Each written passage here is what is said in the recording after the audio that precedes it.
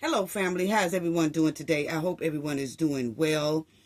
A new male has came out and said he has more information about what happened to Shanquella in the villa of Cabo, Mexico. And he says he's ready to talk. And it could help her civil lawsuit in court. What he did say could help Shanquella's civil lawsuit in court. And these guys right here, they have been charged as adults. And we're going to talk about that situation in a few minutes.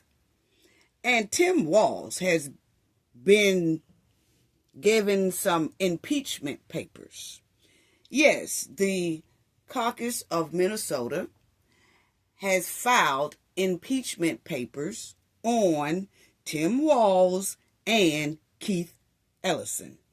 You can't make this up. Y'all already know what we got to do for the ones in the back. This video is under fair use. Copyright disclaimer under Section 107 of Copyright Acts in 1976. Allowance is made for fair use for purposes such as criticism, comment, news reporting, teaching, scholarship, and research. Fair use is a use permitted by copyright statute that might otherwise be infringing. Non-profit, educational, and personal use tips the balance in favor of fair use. Yes, fair use. All rights and credits go directly to its rightful owner. This video is purely for fair use, opinion, and entertainment. Enjoy. And we also want to add that everything in this video is alleged. Yes. Salute to the chat. Salute to the replay gang. Salute to everyone that comes in the comment section and leaves a comment. Thank you so much. It's greatly appreciated. Please like the video and subscribe to the channel if you are not a subscriber already. And thank you so much for the new subscribers. Thank you so much. Thank y'all for your kind words in the comment section and in the chat. It's greatly appreciated. If you see the hype button, hit the hype button for your girl, please. Thank you so much. Sending loves and hugs to you all. Let's get right down to it, family. Shanquella. Okay. There is a man who says his name is Mike. He wants to use Mike to keep his identity secret. Okay. And he reached out to a popular podcaster, okay? And they do Spotify and things like that. So these people are legit people, okay? But the guy named Mike appeared on their show and they used it as an episode. It just happened a couple of weeks back that this guy who wants to be named Mike said that he was in Mexico at the same time as Shanquella and her travel mates, okay? Mike did tell some undisclosed information. And why do this Mike guy story sound similar to Nizia Wiggins' story? It's just a question. Why do they sound so much familiar, you know? But anyway, family, because for some reason, when I was reading what he had said, I didn't want to play the audio, so we're going to just read what he did say on this podcast about some little new information that he has. It is a little information that we weren't told about, but it can be major, okay? But his story just sounds so much like Nizia Wiggins. Is Mike Nizia Wiggins? I'm just asking a question, that's all. But anyway, let's go on to it, family. I'm just asking a question because, boy, it just sounds like Nigel Wiggins. I'm sorry. Okay, that's just my opinion. So as y'all will see, it says the episode features details shared with the podcast by a man identified as Mike, who told producers he was in Mexico at the same time as Robinson and her travel mates. According, her travel group, but we always say mates. According to the host, Ashley Flowers, Mike said he has never spoken to the law enforcement about what he witnessed on October 29, 2022, the day Robinson fell to her demise.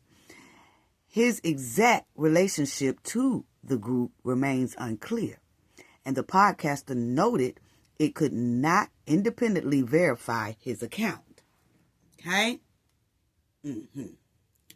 So, it also says, however, Mike claimed he arrived in Cabo after an altercation involving Robinson had already occurred, but before she was pronounced, gone later that day. So he claimed he arrived in Cabo, Mexico after the altercation involving Shanquella, okay? But he said he was there before she fell to her demise. Okay, sounds a lot like Nigeria story. But, we're going to go with Mike. Well, that's who they say it is now. They say it's a guy. Who are they going to call Mike? Okay? Now, the altercation, which took place inside of the rental villa, was later captured on video and it circulated around. We all know that right there, okay? And it does say that the Mexican police investigations placed the incident in the early morning hours, which we had already said that. When this first happened, a lot of people wanted to say, oh, that was the sunset. And I was saying, no, that's sunrise, because I'm right here on the Gulf Coast. And when the sun comes up, I'm right there and I could see it like waterfront, just like how they villa was, but they was in Mexico, okay?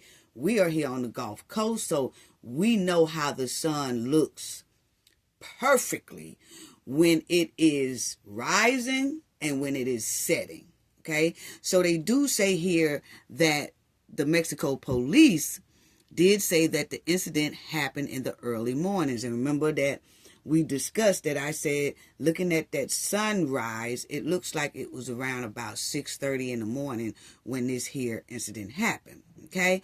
So now, on the podcast, Flowers said Mike alleged that hours before the physical fight, one of Robinson's travel companion, Dejanay Jackson, who has since changed her name to Imani Green, called him at 3 a.m. crying and upset. Now, I think she probably did call this here guy at 3 a.m., but I think he was in the area right there as well. That's just my opinion. But anyway, let's just go ahead.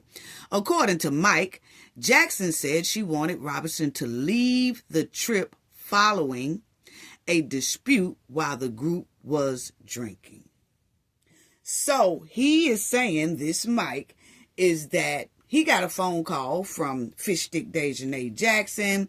She wanted to change her name to Imani Green, thinking that would have her not hold accountability for what she did to Shanquella. So she feel like if she changed her name to that Imani Green is really not Dejanay Jackson. See, this is how off she is, okay? Yeah, she's just delusional, okay? So she's thinking that she's actually two people now when she changed her name. So whatever she did as Dejanay Jackson, can't nobody hold her responsible for that. Okay? So that's why she changed her name to Imani Green. So you could tell that that's an off move, ain't too right in the head. She missing about 5 cans out of the 6-pack, okay? So, she's going to tell him when she called this Mike at 3 a.m., hey, I want her to leave. I want her to leave. I don't want her here. And Mike said Dejanay called him after they all was at, whoever was at the villa, all of them was drinking, and then it's like an argument must broke out, or Dejanay just jealousy just sat in, because she was very jealous of Shanquella, because Shanquella had a whole lot. Shanquella ran her own boutique. She ran her own hair store, all that stuff, okay? She did kids' hair, all that stuff. So Dejanay had a little jealousy in her. Anyway, really didn't want Shanquella to come along, but Shanquella's so-called best friend named Khalil Cook invited Shanquella to come, okay? And that was a setup within itself, because he knew all of them did not like Shanquella. And I don't think he really told her the truth of who all was really going to attend. And Shanquella was such a sweetheart. She just like, I'll make it work. That's my best friend. He won't let nothing happen to me. I just stay my distance, or I try to get along with them. But this is what the Mike said happened. That during their drinky drink time and whatever they was doing, playing games and stuff around in the villa, at one point around 3 a.m., Dejanay gets pissed at Shanquella and mad and wants just Shanquella to leave. Maybe Shanquella was getting all the attention. Maybe Shanquella was winning the games a lot or whatever. But she just wanted Shanquella to leave. Mike doesn't say that Dejanay said why she wanted Shanquella to leave. He just said she called at 3 a.m. crying and upset. And according to Mike, Dejanay Fishstick Jackson wanted Shanquella to leave the trip following a dispute while the group was drinking. And I can understand Shanquella like, shoot, y'all use my money. This is what it's given, family. That they didn't have enough people to come, or somebody fell out, and then, like somebody couldn't go. So Khalil replaced that person with Shanquella, knowing that was a big setup in itself, okay? Shanquella then forks out money to go ahead on and go on this trip, and most likely forked out a lot of money to Khalil as well, because Khalil was her best friend, and Shanquella had bank.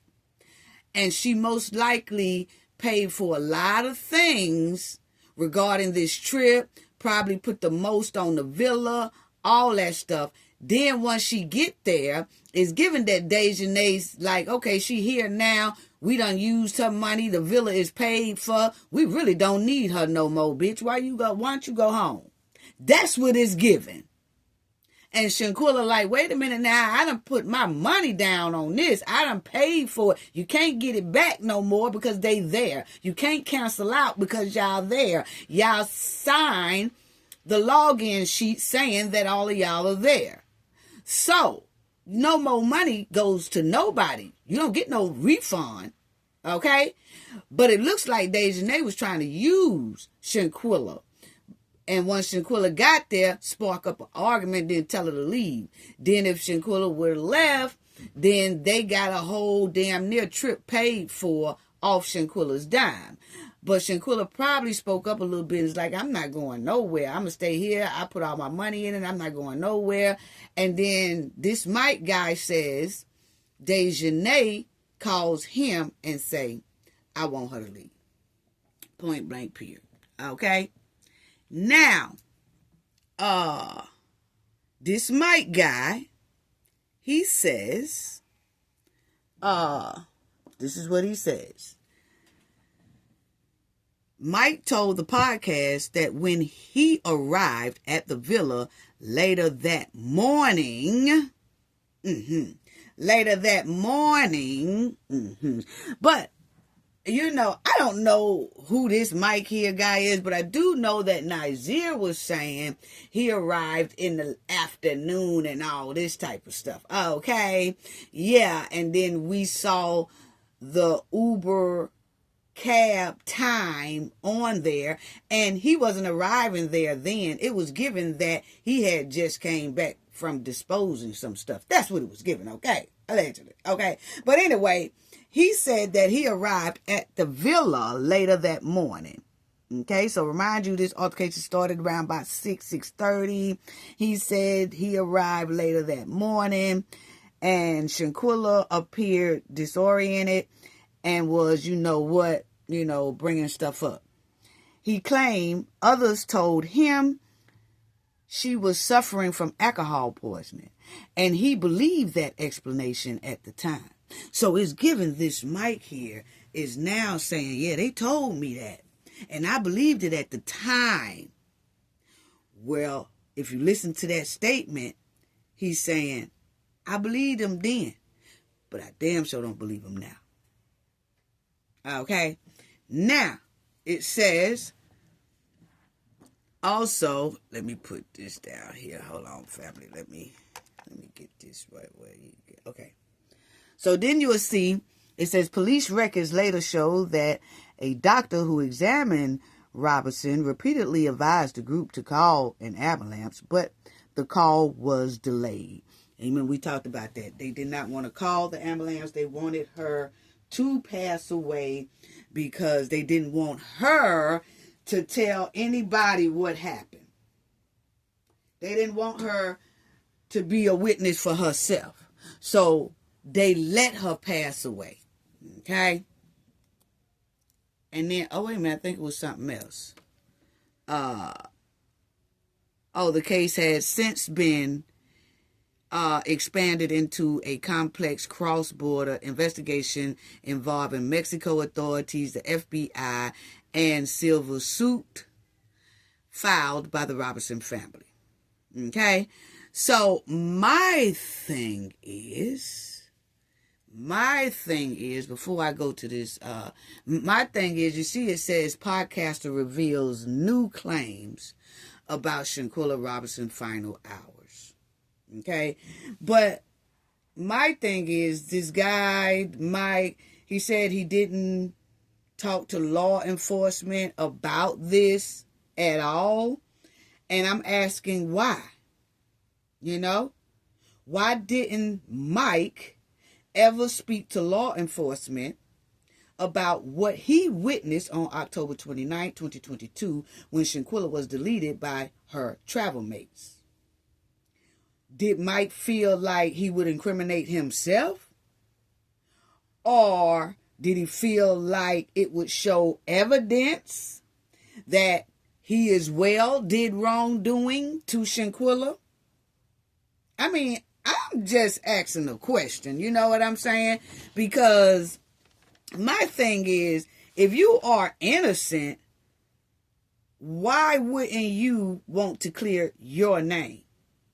Because if you walk into something and you're strictly innocent and this will happen, and they, you see them cleaning up crime scenes and all that stuff like that, and then you be like, oh, I'm not feeling this right here. And as soon as you probably feel a little intimidated because it's like 5 against 1 or 6 against 1, because Mike act like he's a whole nother person. But see, that's what they do, family. Because see, Dejanay like to switch her damn name too. So I feel like this is one of the Cowboy 6 switching their name.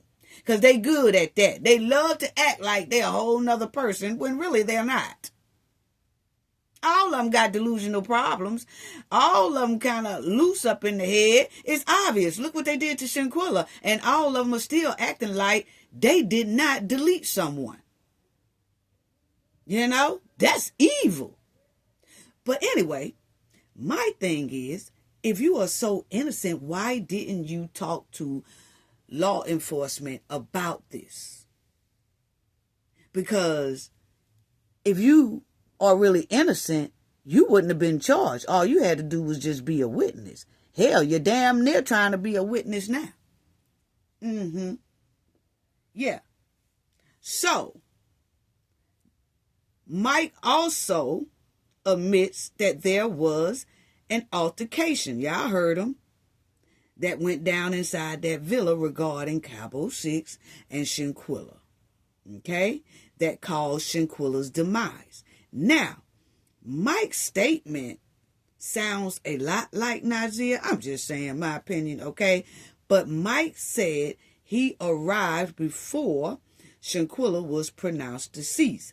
My question to Mike is, did you hear Summer Walker playing in the background and Nazir was rubbing on her head and her body and all that stuff before she passed away and rubbing her, and he put on Summer Walker?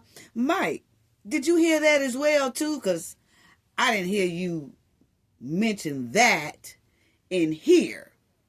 But you said you arrived in the morning after the deletion. I mean, after they had jumped on Shanquella, okay?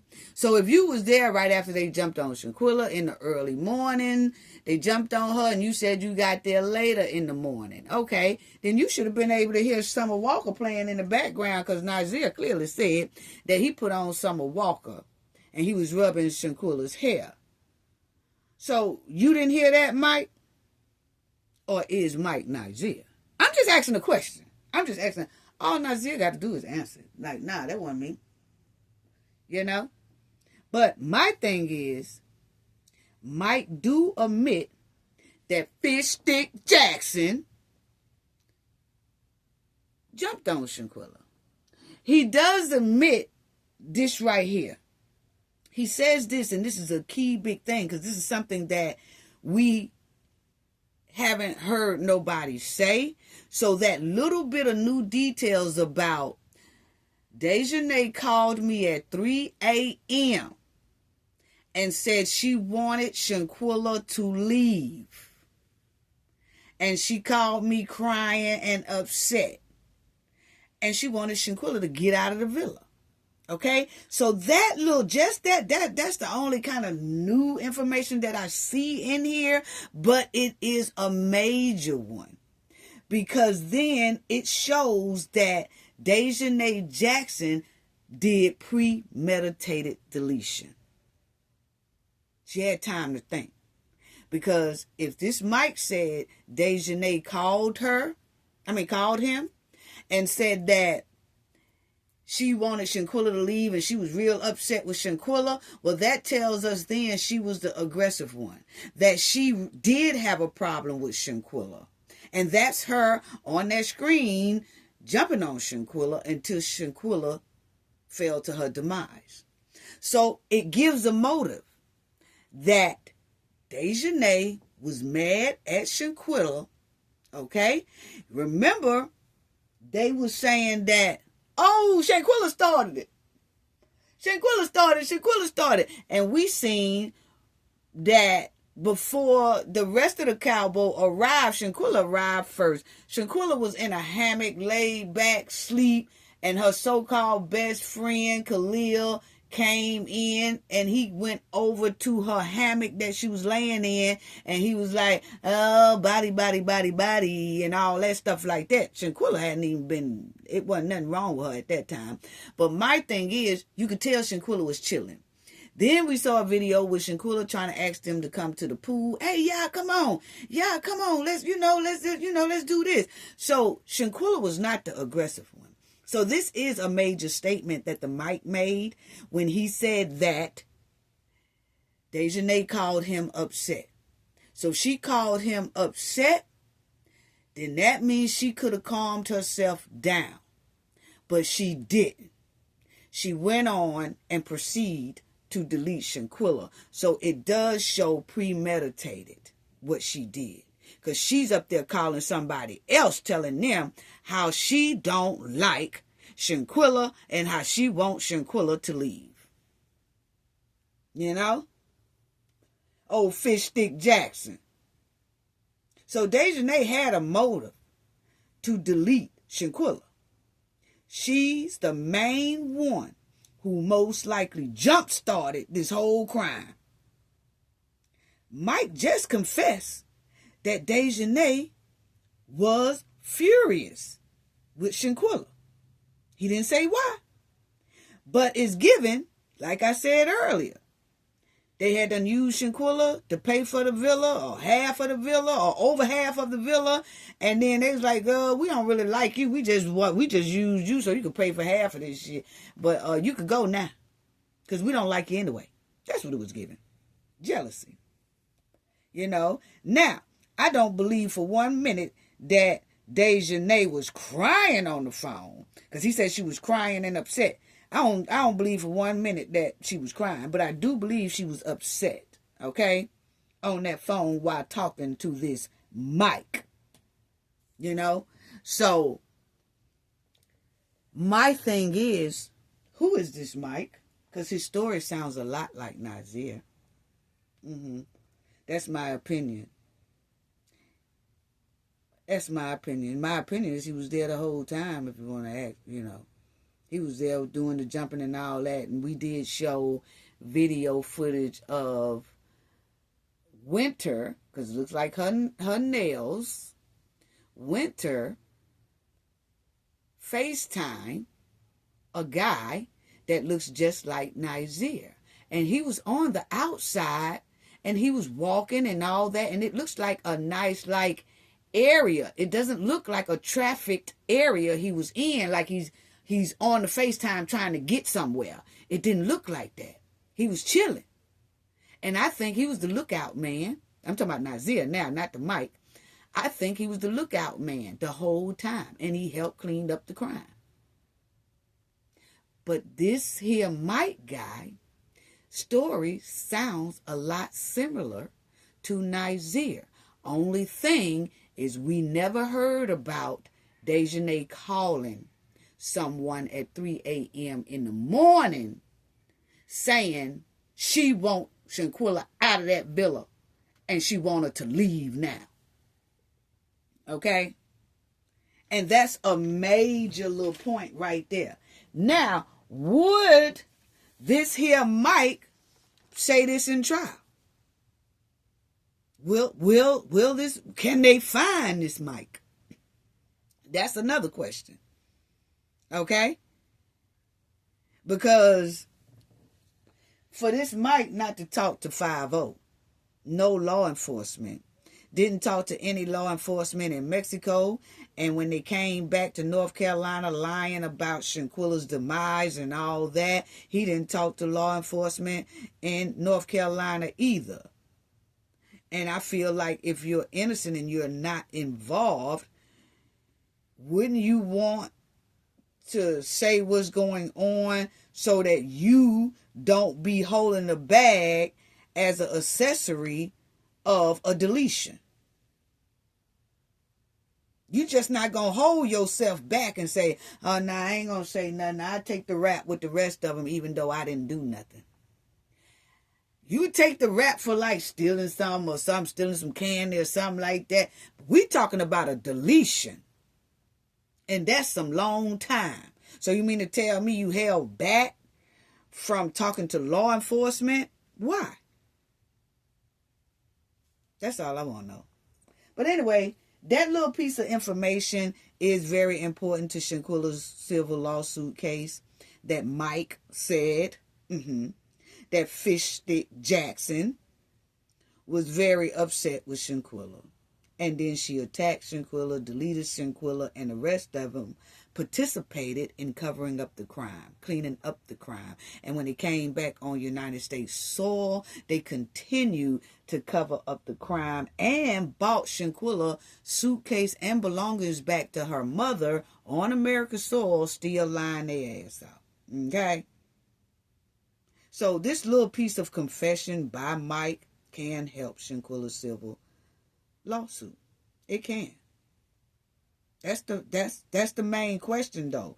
Will Mike say this in a testimony?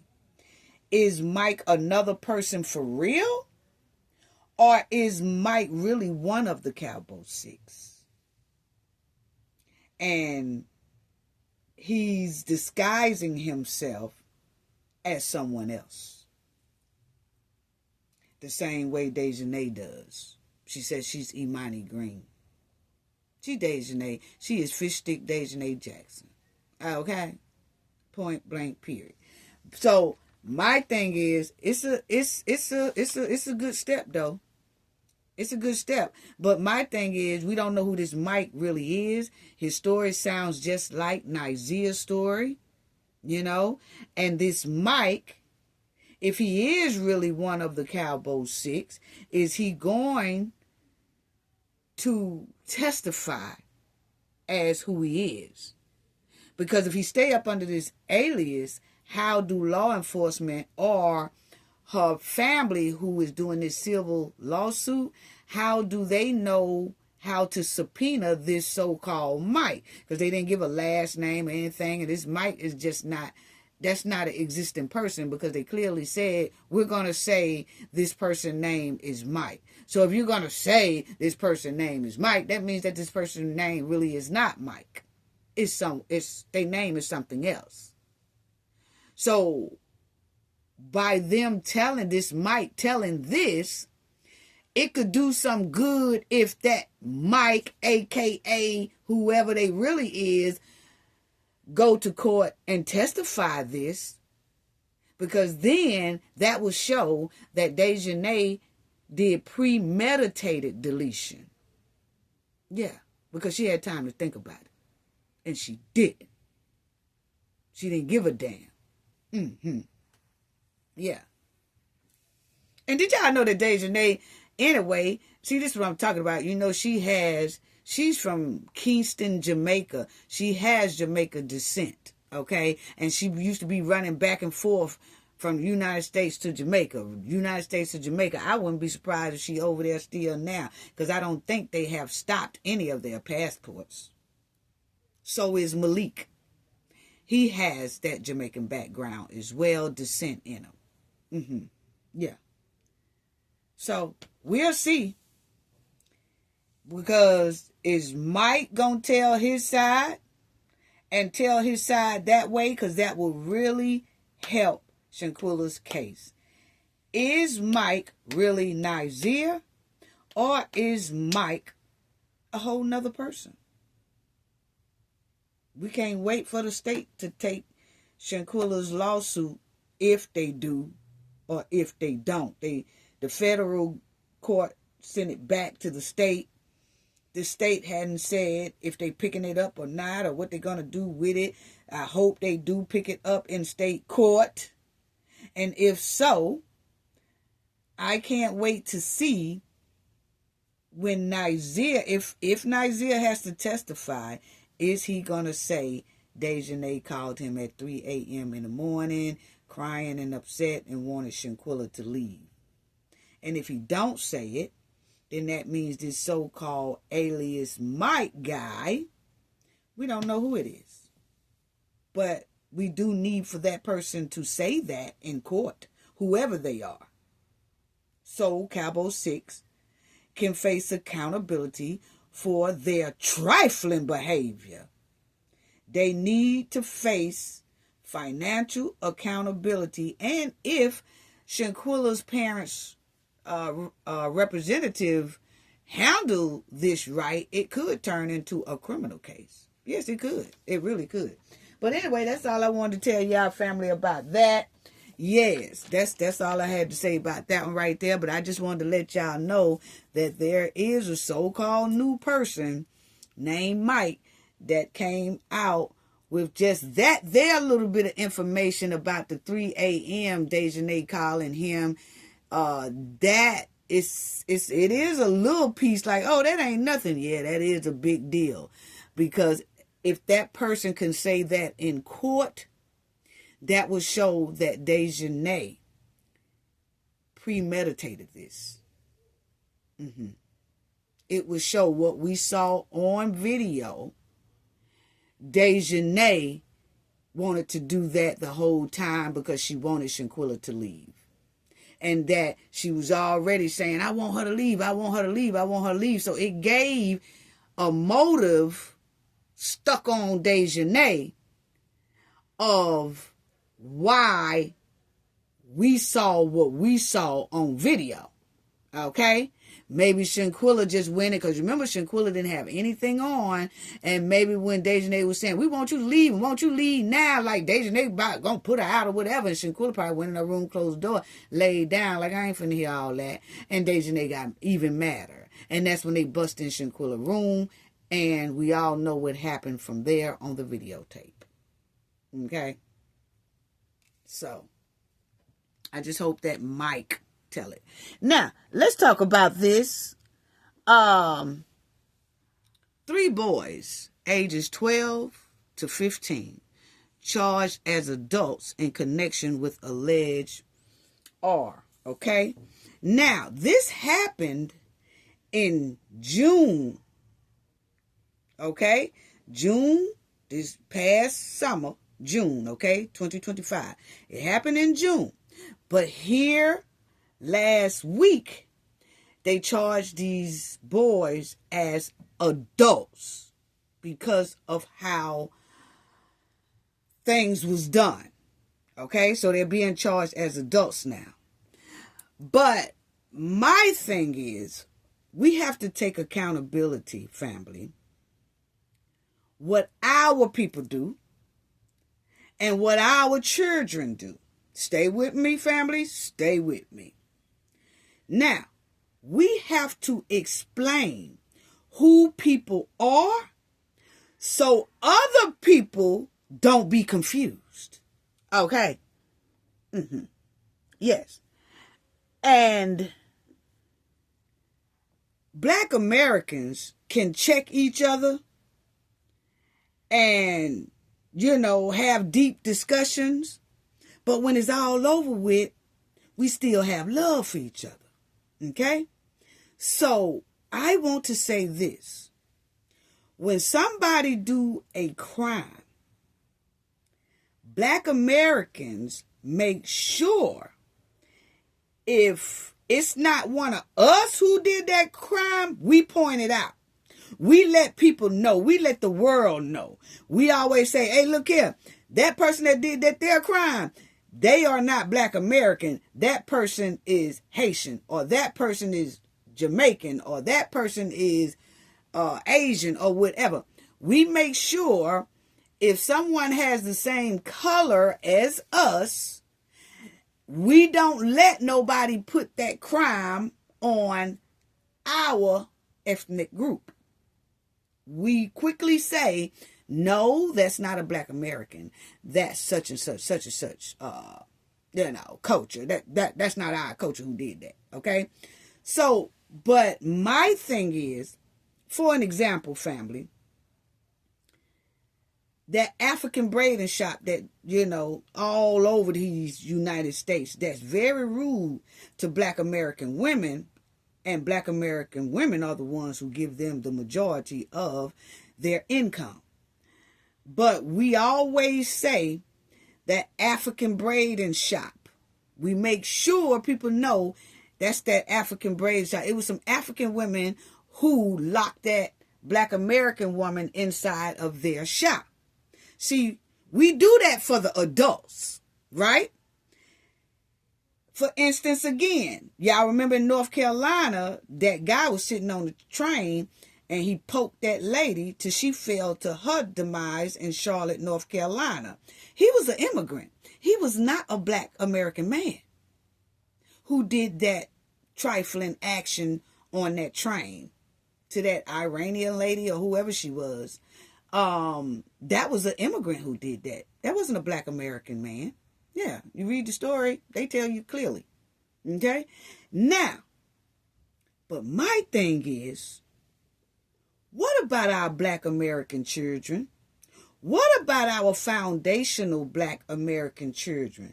Because I see so many of us Black Americans, men and women, foundational Black Americans, we are quick to check people that is our age, but not of our ethnic group, If they do something wrong, we'll say it in a minute. No, no, no, no, no.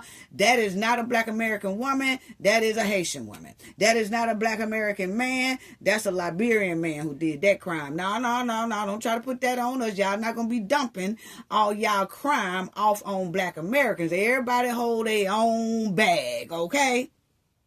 And take accountability for your own bag. So we, as Black American adults, we make sure we make that distinguish. But what about our Black American children, family? I'm just asking the question because this is how we talk as Black Americans. We can check each other and still love each other. But what I'm saying is, what about our Black American children? Foundational Black American children. Do we have they back the same way? I'm just asking the question. Because I see a lot of crimes that's being dumped on them that's really not them. But I don't hear us adults making an issue about that. Hey, just like we let people know who is who concerning adults, we need to let people know who is who concerning our children. Because our children are getting a bad rap too for what other ethnic group people do that have the same type skin they have. Then they are able to dump their crime on our children, and our children get the bad rap. Our children and us have been getting the bad rap for over 400 years. We have to stop somewhere and say, hey, y'all, enough is enough. That's not us. And when it is us, we have no problem with taking accountability for it. But when it's somebody else, we just feel like they need to take accountability for what they do too. Okay? Instead of trying to act like that when they do something bad, they celebrate. When they do something good, they celebrate their culture.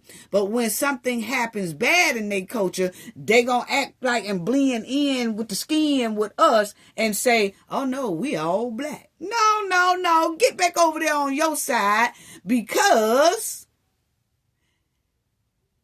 you did that. Not me. Your child did that. Not my child. Okay? It's nothing wrong with letting people know who did the crime. Okay? So that's all I'm saying. That's all I'm saying. Because there is a viral story out here that y'all see on the screen right now. It's gone viral. That happened down there in Florida. And it's giving Black American children, boys specifically, a bad rap.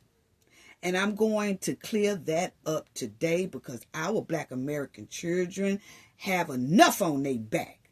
And they can't speak for themselves. So I'm going to be their voice today. Too many people have been using Black Americans to dump their crimes on. And act like it's all Black Americans that's doing these trifling crimes. And it ain't.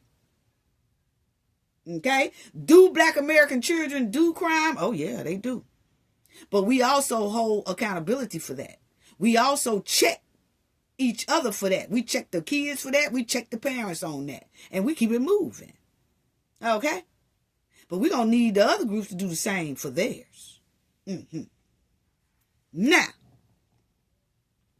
3 boys, ages 12 to 13, charged with adult connection of a 12-year-old in Miami Community Gardens. Keep that name in mind, Community Gardens, okay? In Miami. Now, a grand jury indicted 3 boys on adult charges, including, you know what, and false imprisonment following an assault on a 12-year-old at a Miami Community Gardens in June 2025. So like I said, this happened in June. But just this past week, they had charged these boys as adults. Okay? So as y'all see right there, February 28th, they charged them as adults. Okay? So they are adults, basically. So they have been showing their face all over the place, all over the news. This is a viral story about this right here. Trifling, but yeah. So, okay, so these guys right here, took a girl. She was walking home, 12 years old. And remind you, they just showed y'all they age between 12 and 15. And they grabbed her, took her to the community gardens. Now, the community gardens is a place right by where they stay at, but it's a big old field that it's a garden. The garden is called community garden, and they raise fruits and vegetables and things like that in that garden. And then they give a lot of that stuff out of the garden to the residents for free, low income, because that is a low income area. Okay. Now, the low income area is called something projects. We'll see it in a minute. Okay. But it's down there in Florida, and it's called Little Haiti. Okay. It's called Little Haiti. Okay. So these boys was in the Little Haiti. That's where they're from. Okay. They have Haitian in them. Okay. And they folks do too. Okay. These are not Black American boys. Okay. But I noticed that the story has went viral because of what they did. And a lot of people, some people just don't even mention. They just said these boys, but they don't want to say these Haitian boys, these Black boys, because, hey, when it comes to ours, they quick to say what they are, who they are. Yeah, they quick to say that. But here, they won't. And like we said, the immigrants have a lot of protection when it comes to not letting the people know what their real identity is or what ethnic group they belong to. So they just saying, these Black boys, so it's making it look like to a lot of people throughout this world that these are Black American boys, which puts another hard stain on our Black American children. And it's nothing, I want people to understand that this needs to be understood and it needs to be mentioned, because just like at that State of the Union, Al Green had a sign that said, Black people are not monkeys. But at the same time, his whole party sat up there and told America that immigrants are more important to America than American citizens. So see, you can't hold a sign like you got my back, but then your whole party steps on my back. And that right there let me see that, wow. So America don't belong to the citizens anymore? Because that's what that gave at that State of the Union.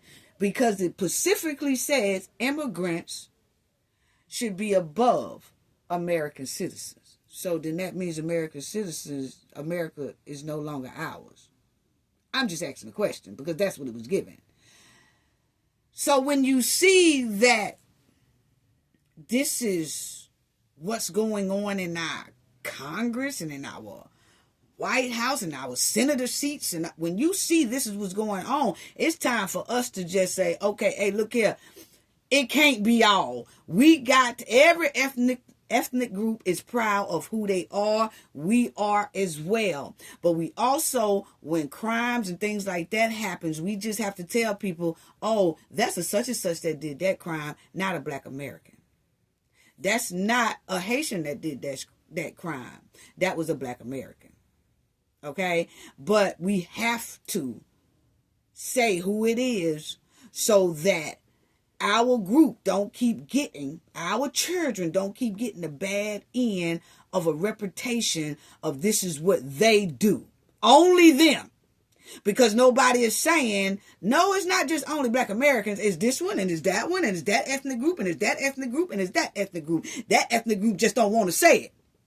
But it's time for them to say it and hold accountability. Now, let's move on. Because I just tried to break that down as much as I can, but I don't want to take too much time back on it. Now, these guys right here are from Little Haiti over there in Miami. Okay? They did a bad crime. Now, they are not black American. Now, they are not black American children, not black foundational American children. Okay? Now, y'all will see right there. It says 3 young suspects are facing, I told y'all they facing bad charges, okay? As y'all will see right here, it says, I don't know if y'all, okay. Now, let me bring it over here. Okay. It says 3 suspects, ages 12 to 13 or 15, were initially arrested after the alleged, y'all know, that happened on June 18, 2025. But records show 2 of them, the 12-year-old and the 13-year-old, were booked into the Metro West Detention Center on Thursday to face adults. That was this past Thursday. It's 3 of them this past Thursday, who I just showed y'all, are now being charged as adults, okay? So then you'll see here, the girl said she was, making a lot of noise as Newsom took her to a couch in the garden. The garden is the area, the field where they plant food and vegetables and stuff. As the other 2 suspects and witness followed, the report said. She said Newsom, did that to her as the other 2 suspects assisted. She said, that means assisted, she said something about one was holding her arm and one was holding her leg, and, they assisted in this here trifling action, okay? But the witness, it was another little boy with him, and he said that he didn't participate, and the girl said he didn't participate either, okay? So the girl told investigators that Newsom only stopped when they heard her father calling her name, and then they ran off. So her father just happened to come to the door, and he was calling her name. Must have been time for her to come in the house, or, he must have been like, oh, she ain't came home yet. Because remind you, she said she was walking home, and she hadn't came yet. So he just come to the door, hollering her name, like, okay, let's say Susie. That's not her name, but I'm just saying, Susie. And when they heard that, they was like, uh-oh. And they thought her father was probably coming, and they took out. Okay, so that's about the only thing that saved this girl. Okay?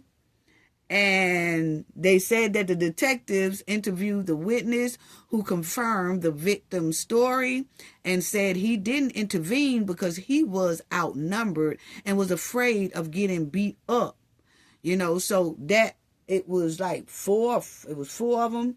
And the other one was like, I ain't stopping because I was scared. I'm outnumbered. I thought they was going to beat me up. So I ain't do nothing. Now, if you notice, this was in the Green Havens Project.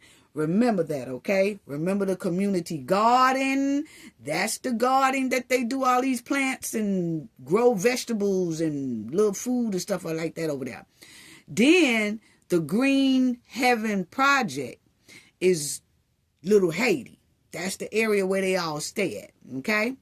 Now, the people who own Community Garden, they own this Green Haven Project too, okay? Like a building, I guess, it don't look like it's a project, but it's look like a little area where everybody live at. I'll show y'all in a minute, okay? So, as y'all will see, here it says, okay, we did that. Here is some of the report. And when I say it was, it's something else. I definitely don't want to go through that, but as y'all see, this here story kind of tells y'all a lot. Both the 12-year-old Josiah or whatever Jones and 13-year-old Nelson Newsom appeared as adults in court on Friday.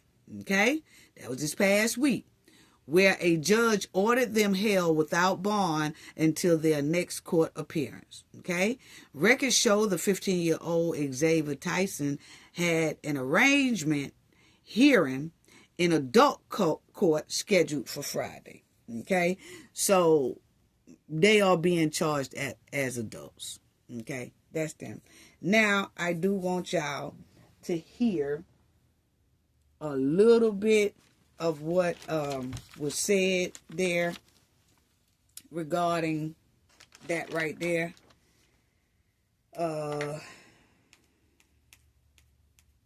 Check it out, family. Police say for a 12-year-old girl in Miami's Overtown neighborhood, this community garden on a June evening became the scene of a horrific crime at the hands of... So you're 12 years old? You're 13 years old? Two middle school-aged boys. We have a grand jury indictment charging. Now facing serious charges to include kidnapping as adults, accused of a violent act of... The 12-year-old victim telling police as she was leaving her friend's house, 13-year-old Nelson Nunez grabbed her, forcing her onto a couch in a community garden. Another boy restrained her, she said, and as 12-year-old Josiah Jones put rocks in her mouth to stop her from screaming. Nunez, she co-defendants, only stopping about 30 minutes later when they heard her father calling out her name. And just minutes ago, we learned from the Miami State Attorney's Office that there is a third co-defendant, a 15-year-old by the name of Xavier Tyson. Okay, so y'all heard that. And they said when she was, making a lot of noise, one of them had nerve to put some rocks in her mouth. Okay, but she didn't choke on them or anything like that, but I'm just saying. So as y'all see, this here little Haiti, down there in Miami, it's a lot of them, okay? It's like 98% Haitian community, okay? This over here at these Green Haven projects, okay? But that place gave out a statement. And they said this situation has been very sad and depressing and gave a sense of pure sorrow. It was hard to continue on, especially when our hearts have always been to see the betterment of prosperity of this community and its lovely residents. But anyway, so as y'all see here,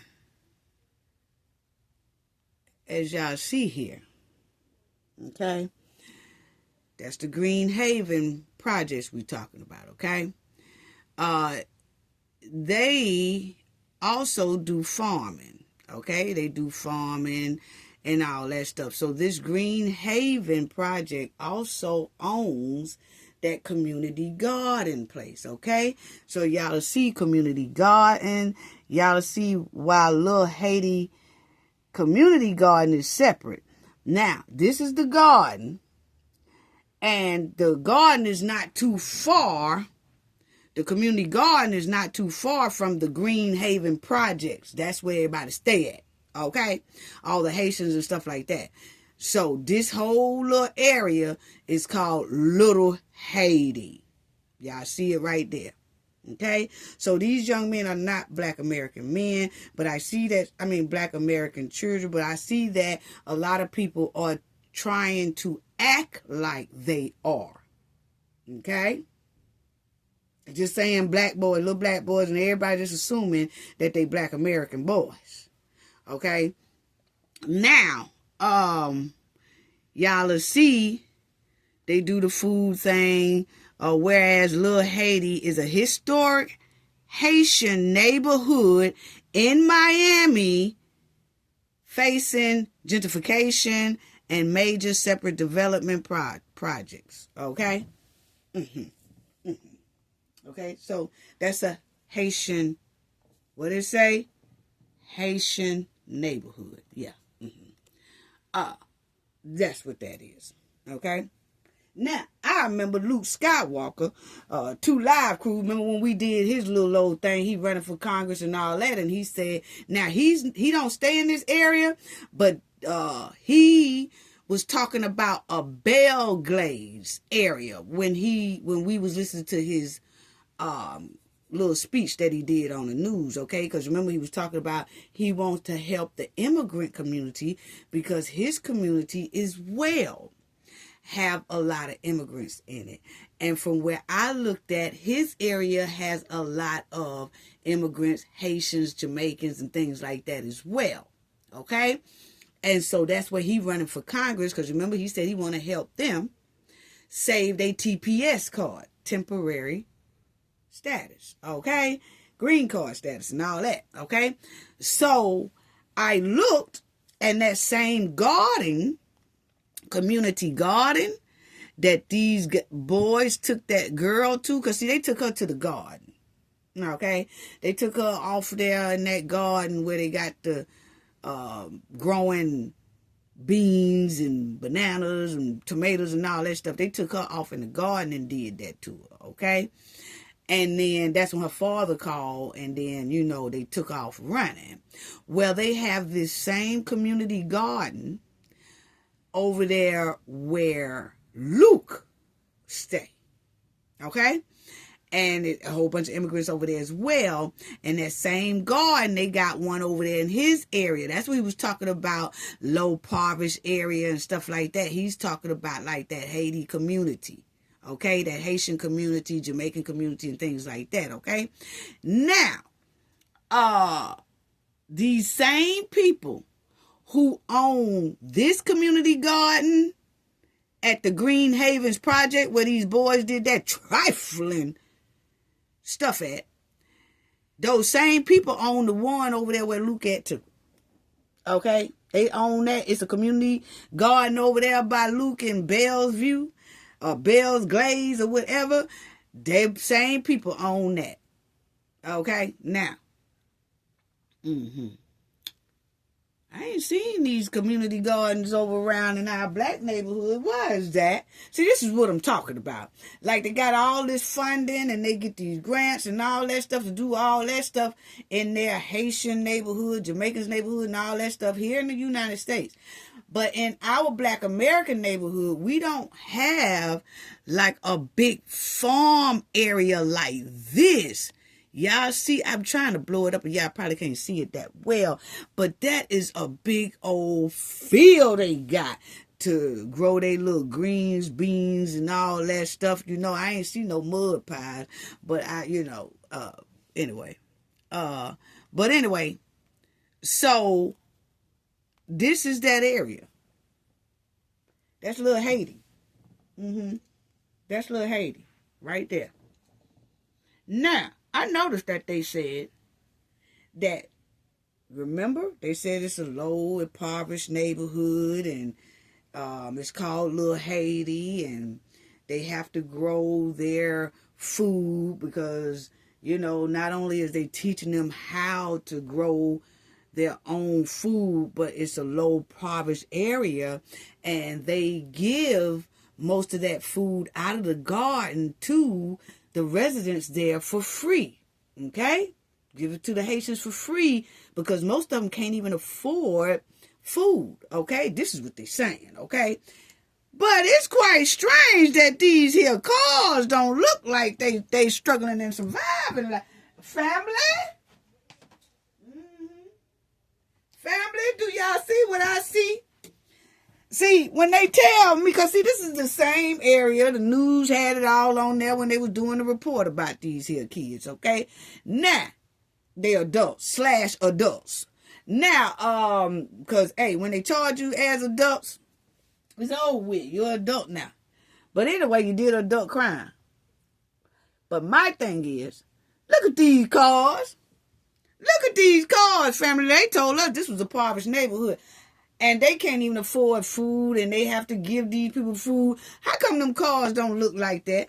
This here cars look like they making at least about 30, 40 grand a year or more. Now, My thing is, if this is a impoverished neighborhood and they can't even buy food and they got to go down the street and all that to the community garden to get some beans and little bananas and tomatoes and all that, why do they drive these type cars then? Are we being duped and fraud again? I'm asking a question.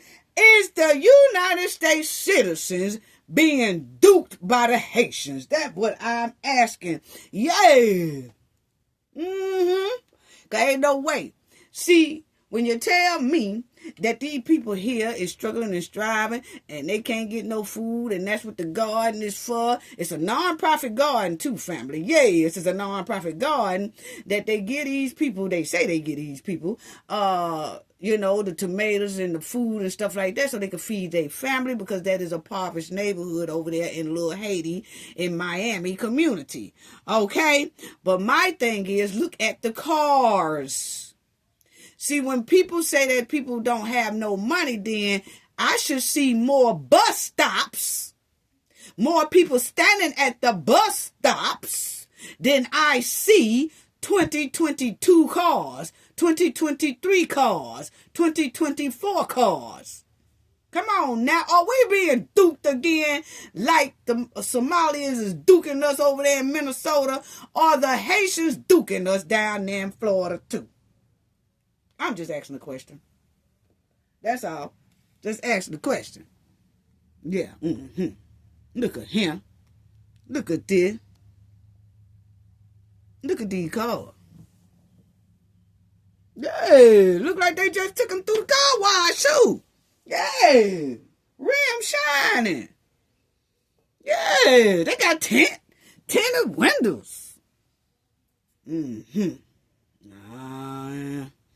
Look at here. Yep.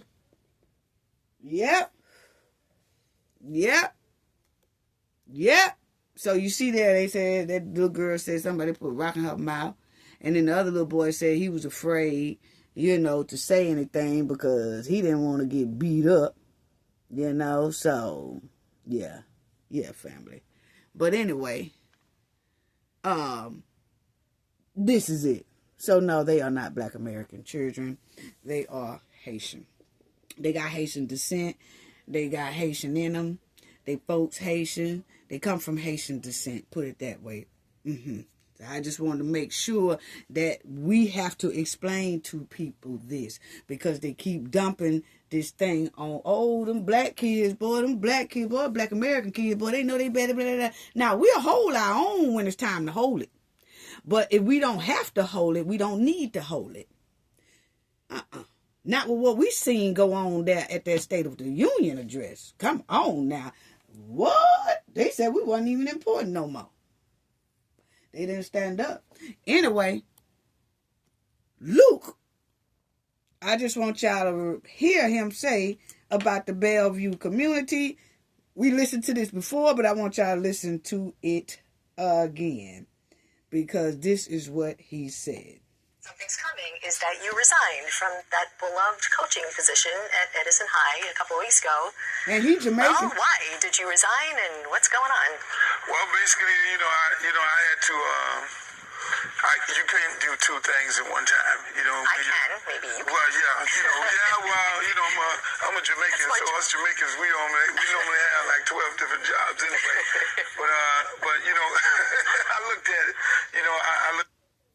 Okay, here it comes when he finna talk about the Bell Glaze. For your run. Well, what I heard and what I already knew is it is a very underserved community, district is very underserved. The district, the representation of the district is not there. People want to be able to engage with their congressperson. So are you saying Sheila Sturfer-Liss McCormick as sitting congresswoman is not engaging enough? Well, mainly, one thing about, let me tell you something.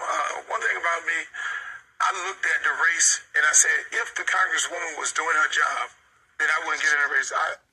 That's not my Here it come, family. It's finna come. He's finna say that area Bell Glaze. So, listening to the heartbreak of these people, when you go to Bell Glaze and there it is. And these individuals are talking about the housing issue.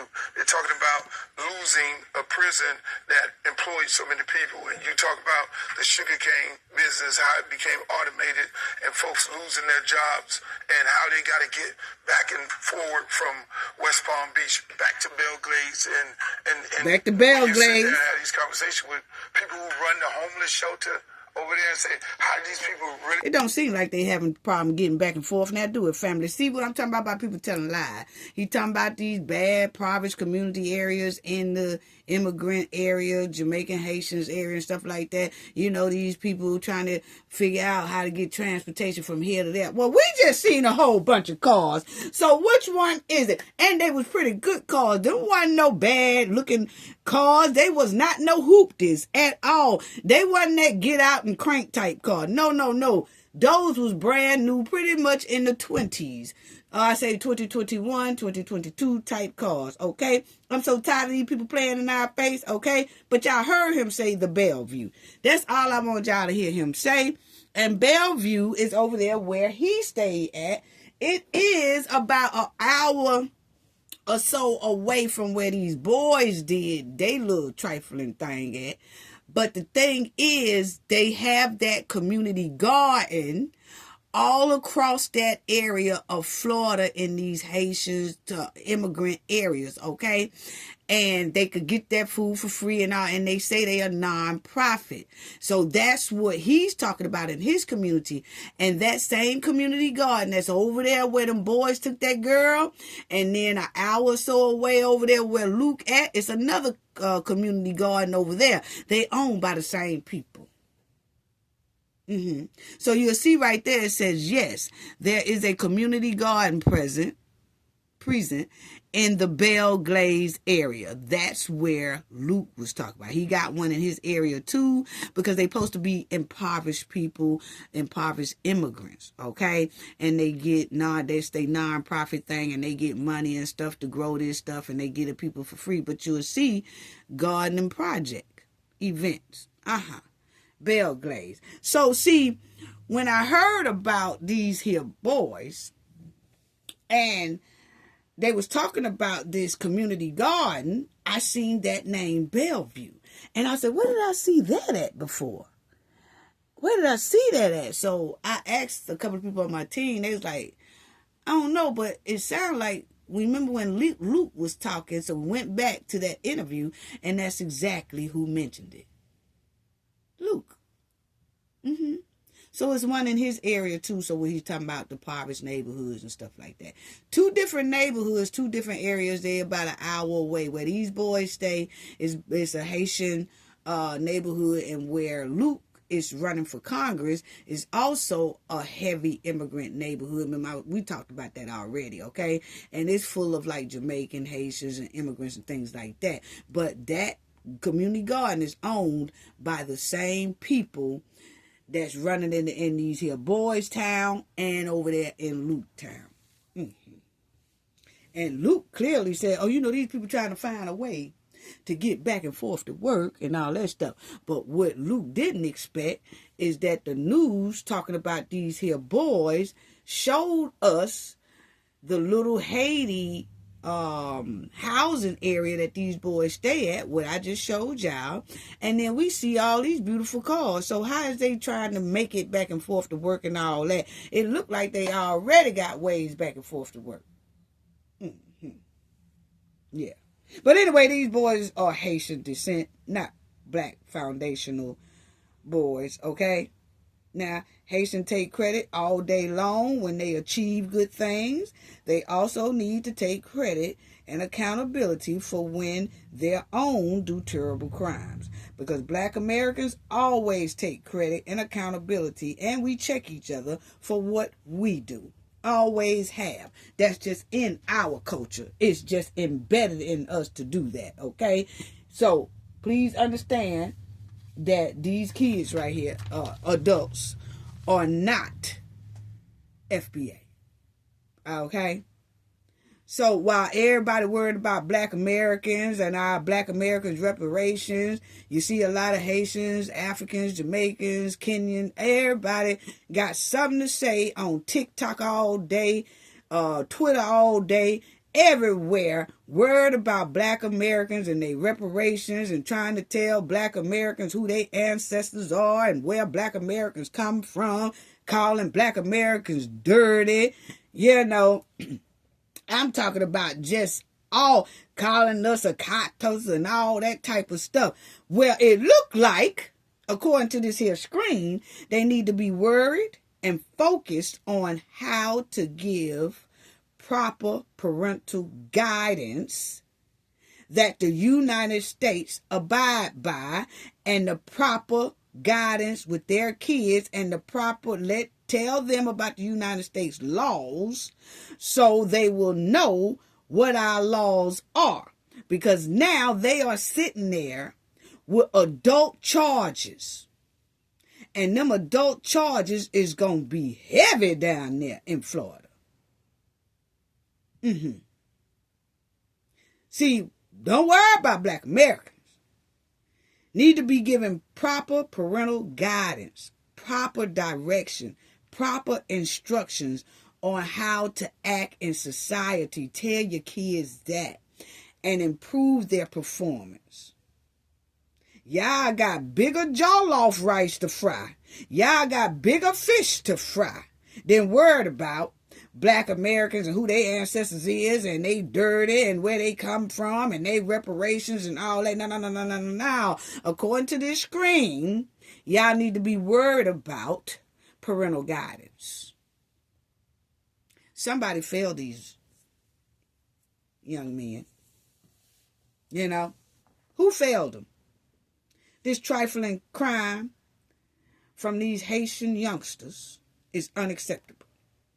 Okay? Now, we take accountability for ours, but we just notice don't nobody else take accountability for theirs.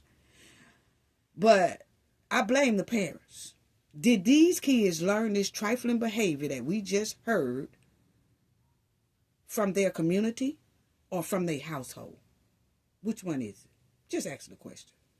Because I noticed the parents haven't said a word in public, haven't been seen in public, haven't done a public apology or none of that. They just hide. Are they trying to hide the fact that they are Haitian parents, Haitian descent? Because I haven't seen anything. They showed some about a lot of people going up to the courtroom and stuff like that. I had no parents said none of that. None of that. None of that. None of that. So what's really going on? And like I said, Dejanay Jackson and Malik Dyer are both from Kingston, Jamaica. And they deleted Shanquella. They got that Jamaican descent. You know? Wow. I just hate that somebody failed these boys because I'm trying to figure out where did they learn this behavior. Because most likely they was probably born here in the United States. Their family probably just fled here or something like that. But my thing is, did they see this at home or did they see this in their little Haiti community? Wow. I just hate to see this. I really do. But it also makes me say, I have to say who they are and what ethnic group they are, and then also tell their parents, because I'm not going to say nothing about the kids because that's not my job. You know, black American kids, I have something to say. But my thing is I can say something to those parents and say that you let these kids down, and most likely they probably ones who's always on the internet talking about black Americans instead of putting all their focus on their kids. Next, have y'all heard about the SBA loans can no longer go to non-citizens or anyone holding a green card? As y'all see, the Trump administration updated small business administration guidelines to restrict 7A and 504 loans programs to United States citizens and nationals only. This policy removed eligibility for non-citizens including green card holders, okay, preventing them from accessing these federal tax-backed business loans. So, starting March 1st, non-citizens and people who have green cards cannot no longer get small business loans. And I've noticed that I have some friends, I run my own business too, but I've never had to apply for no loan or nothing. Mine's just doubled on its own. Thank God that I never had to get a loan. It take care of itself and make a hell of a lot of profit above all the time. But if some small business owners, Black Americans that have small businesses and have tried to get loans and they're always rejected, and they do everything by the book, and then when they apply for it, they are asked about 123 pages worth of information, and when they give it to them, they still can't get that loan.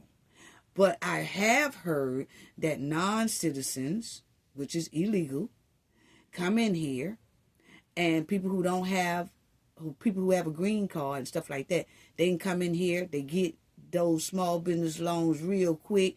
They ain't got to fill out about 2 papers, and they get the loan. Well, and then you got American citizens left out who really have small businesses and have bust their back in this country for decades. So now Trump has made it to where no non-citizens and green card holders cannot be eligible for small business loans no more. None of that. And as y'all will see, that's exactly what it says, okay? It prohibits green cards holders and other non-citizens from accessing SBA loans. So you can't get it no more. The impact on businesses with even 1% ownership of a non-citizen or green card holder may be disqualified. So meaning that, say if I open up a small business, I want a loan. But if I'm going to partner with someone who is a non-citizen or a green card holder, then I'm not going to be able to get that small business loan because I have a partner who is a non-citizen or a green card holder, and that automatically disqualifies me. Okay? You have to be an American citizen, birth certificate, social security card, all that stuff, prove a whole lot of stuff, and then you are eligible to get that small business loan. So I just encourage people now, whether it's Black Americans, white Americans, or whatever, who are citizens of the United States, I say, hey, if you need a business loan now, try it and see, because it's supposed to be much better now and much easier for you to get that loan. And if not, hey, let the family know so we can talk about it and put it on blast. You know what I'm saying? So, and it says this action is expected to affect 10 to 15% of current SBA-backed loan recipients. Okay, the SBA stated the change is intended to focus support on business owned by American citizens, citing the need for increased dedicated support for the domestic entrepreneurs. Okay, so there is a lot of immigrants who are upset about this because they say that they run their business off these loans. And like if their business don't pull in money, they always were able to go and grab new loans and new business loans and all that. Well, now they can't.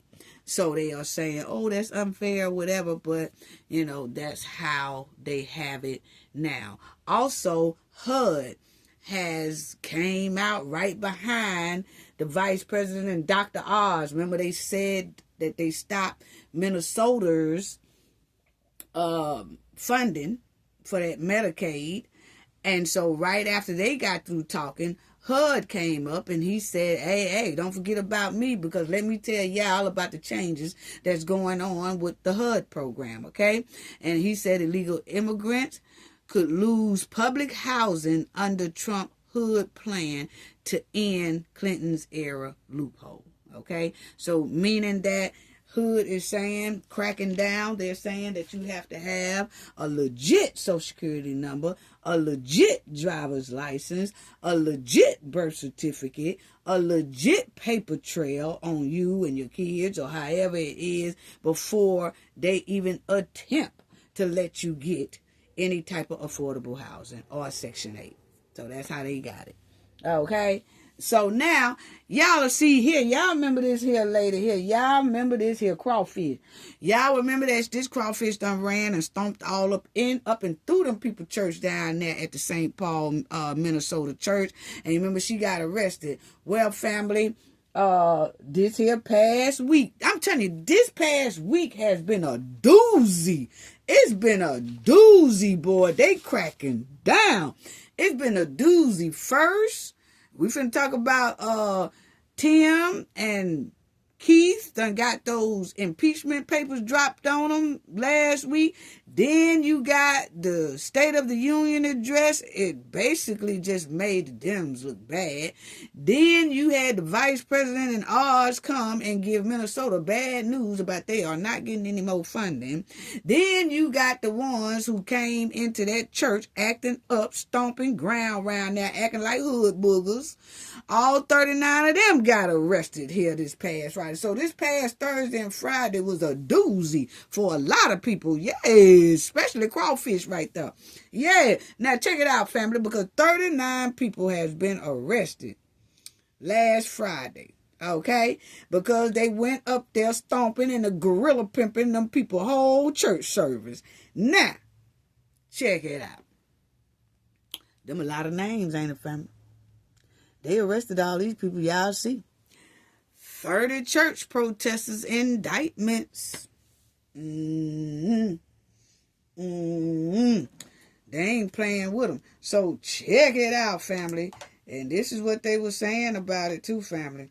I said, say it ain't so. I told them, I knew when they went up there trying to gorilla pimp them folks collection plate talking mess.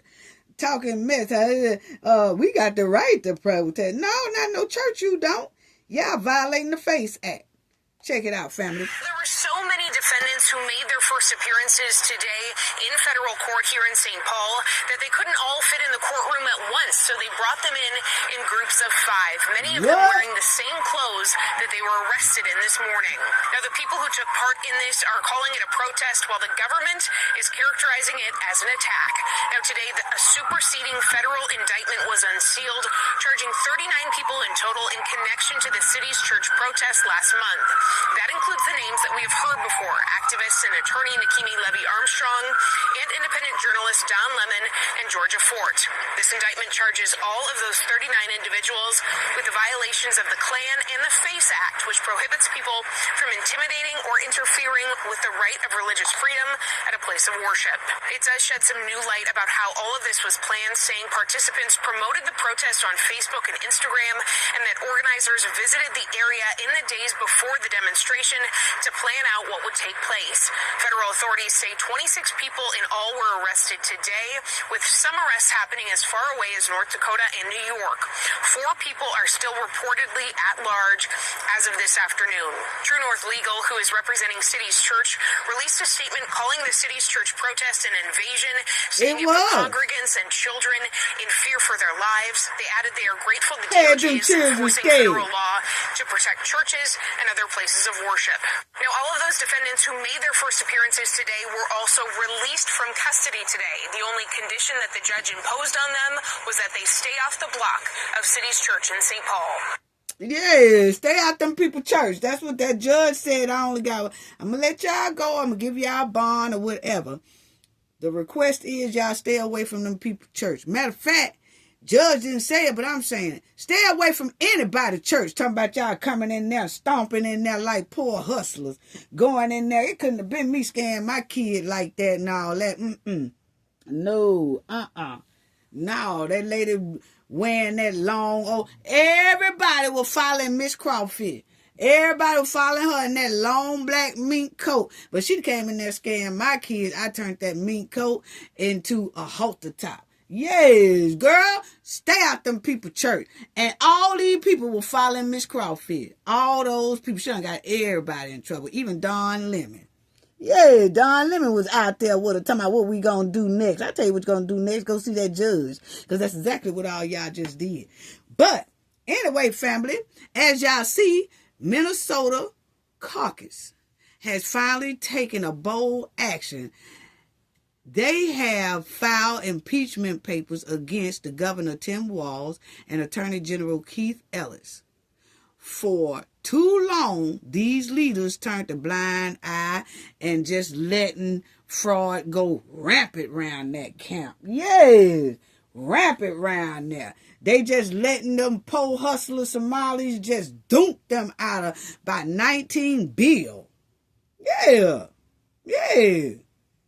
Well, now, they done filed impeachment papers on. I'm telling you, last week was a bad week for a lot of people, wasn't it?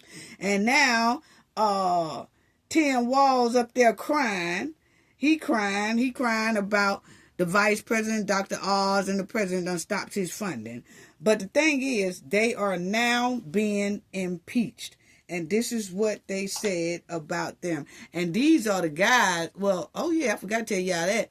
Minnesota is investigating at least 200 providers for potential fraud in 14 Medicaid service. Oh, I'm finna let y'all hear that too in a minute.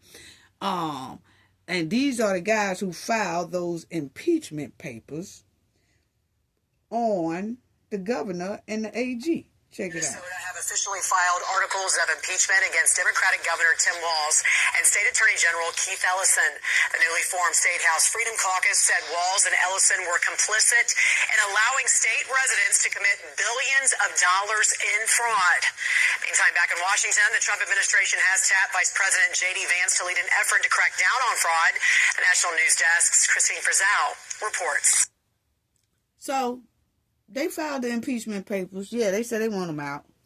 They said they tired of them. They tired of them and the Somalis and all that. Well, Tim Walz got up there. He got the crying, family, when he realized that the vice president and the president had stopped all his little funding from Minnesota. No more government funding. And he went up there crying. They taking our Medicare. No, they taking that fraud money. No, y'all ain't getting no more of that fraud money. Check it out, family. Yes, check out Tim. Of making sure that we continue to make Minnesota the best place in the country to raise a family, the best place to live, best way to start a business.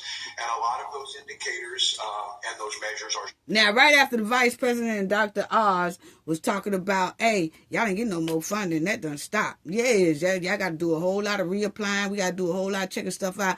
Now, Tim want to get up there and whine and crying about how they state really need the money, and he's been trying to do everything he can to make sure his state don't have fraud. He's trying to play on our top, family. Check him out. Still holding true to that. We also know that if we're going to have these public programs, we need that program integrity in it. And we have been working at that for years to make sure, and to be very clear, any dollar of state money, especially those being used for programs to enhance people's lives, if that goes to the wrong place, it's misspent, or in the case of this, criminals are stealing it, we need to do everything possible to prosecute that. And we've done that here. There's nearly 100 people that have been tried and convicted and are serving time in prison right now. We've taken meaningful steps, whether it be through executive orders, strengthening DHS leadership, engaging independent... Tim done sat up there and said they taking necessary steps to stop fraud. We can't tell. Y'all out of 18, 19 bill, and you ain't stopped that. So what make us think you finna stop it? He playing on our top, family. Experts and auditors and expanding investigative and enforcement units to guide stronger prevention. We do this work not to find headlines because when you're fighting fraud and convicting people, it's in the headlines. But that work needs to go on, and you've seen an acceleration of that because of the work of the people you're going to see behind me. You're going to hear from DHS Commissioner Gandhi, you'll hear from our Inspector General Clark, and then you'll hear from BCA Superintendent Evans. But I want want to make clear this. The tools that we have and we've made progress on, we put these things forward to the legislature. The proposal that you have there in the package, many of them, if not all, should be incredibly acceptable to Democrats and Republicans across the board. Many of them have been suggested by both of them. We have suggested them. We were not able to get some of them. Tim sitting up there talking with that suit on like he the best governor in the United States, that he on top his game, he on top business, and we all know that that's a lie because his state is minus 19 billion. Okay? See how people talk a slick game? He trying to gorilla pimp us. We know talking greasy. We know what you're talking about. You're just talking just to be talking. But everything he's saying don't make sense because his state is 19 billion gone. And his homies did it. His Somalian friends did it. To the legislature. So this is a bipartisan. He talk like he getting down. A crossroads on the fraud fight. We saw an incredibly damaging continuation of the reckoning and retribution campaign by the Trump administration, a totally illegal and unprecedented in this country's move around Medicaid. And you're going to hear again from the team that's here can explain what's going on with CMS, with Dr. Oz, and then adding the vice president into this, even though, and you'll hear from this, Minnesota's Medicaid error rates are about 2.1%. The national average is 6.4%. There's absolutely no reason, and we're in the middle of working with them, even though we've met, I believe, all of the criteria of an improvement plan in their parlance, I guess. And what they did last night was just another step on that. It is absolutely not serious. It's not meant to fight fraud. How taking health care from 400,000 children, pregnant women, and the elderly, I would ask all of you, did you hear in there what specific steps they were going to take to stop the fraud, or what the specific fraud they were talking about? Yes, we know exactly what fraud they was talking about. Family. Y'all better not tell me Tim done sat up there in that microphone with that old three-piece Goodwill suit on and try to tell us that, have y'all heard anything that the vice president and Dr. Oz said that they was going to do to stop fraud? Yeah, we know. You know too. They said they stopping it because of your Somali fraud and that there are kids that they are claiming got autism and they don't. And then the ones that do have autism don't get the proper treatment because the places that's claiming them to have it, the facility, that's a bogus facility that's just getting Medicaid dollars but not taking care of any patients because they're a bogus facility. Tim, you know exactly what that Vice President Dr. Oz said. Here you go, playing on our top again. I'm so tired of these poor hustlers. You know? Now, check it out again, family. He gonna say, did y'all hear anything that they said that they was gonna do to stop this fraud? Yeah, we heard. And they're not serious. So we're at a crossroads here in Minnesota. Check it out, family. Steps they were going to take to stop the fraud, or what the specific fraud they were talking about. Yeah. They're using it as a general term in this, and they're not serious. So we're at a crossroads here in Minnesota. Hold on, family, right there. Of an improvement plan in their parlance, I guess. And what they did last night was just another step. Check it out. It is absolutely not serious. It's not meant to fight fraud. How taking health care from 400,000 children, pregnant women, and the elderly, I would ask all of you, did you hear in there what specific steps they were going to take to stop the fraud, or what the specific fraud they were talking about? Yeah, we heard. They're using it as a general term in this, and they're not serious. So Tim trying to play here stupid. in Minnesota, if you like talking about fraud and you think it's an electoral issue for you, that's gone. I'm not running. That's gone. If you're serious about fighting fraud, you can help us work on this package, get this package passed, give them the tools necessary to the folks so they can... Nah, dog, we can't work with you no more. Vice President and them said they can't work with you no more. They don't work with you. Tim done been in this office ever since 2019. And here it is 2026. How long you want us to work with you? And from that point to this point, 19 to 26, you is 19 bill in the hole. And you want us to work with you some more? Man, no, we might wind up with 100 bill in the hole. No, we don't be able to do it.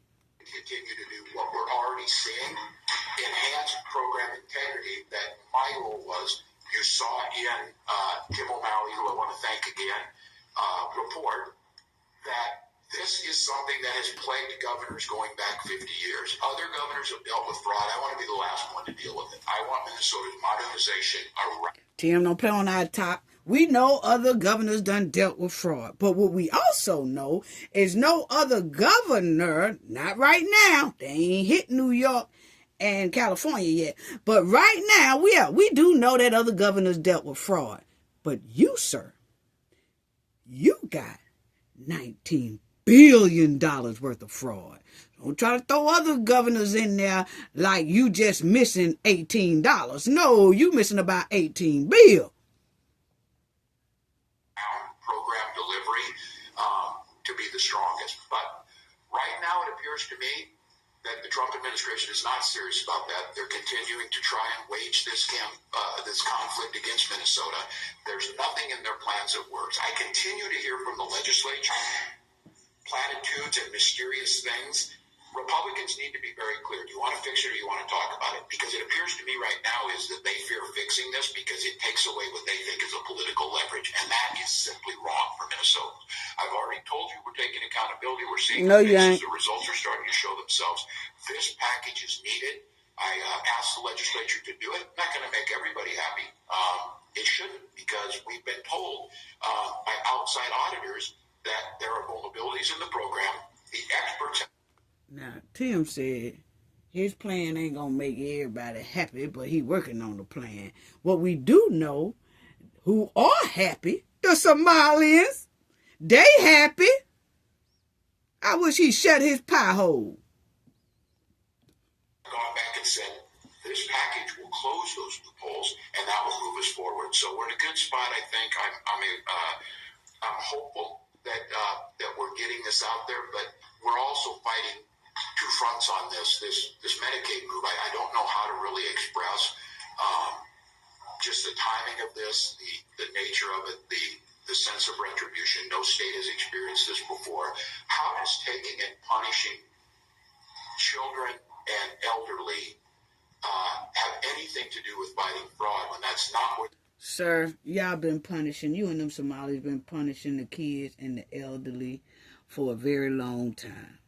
Now you going to get up here and act like you concerned about the kids and the elderly when all the reports clearly say that the kids ain't even got no daycare because they bogus daycares. You ain't seen the bother and talk about it then. You wasn't concerned about the kids then. And then the elderly, I'm finna show y'all in a minute, family, they been dunking the elderly. Yes, that's the new report that came out. That's that secret pop-up audit that the government did on Tim Walz State. Yes, they popped up on them, family. Yeah, and y'all wait till y'all hear what they found.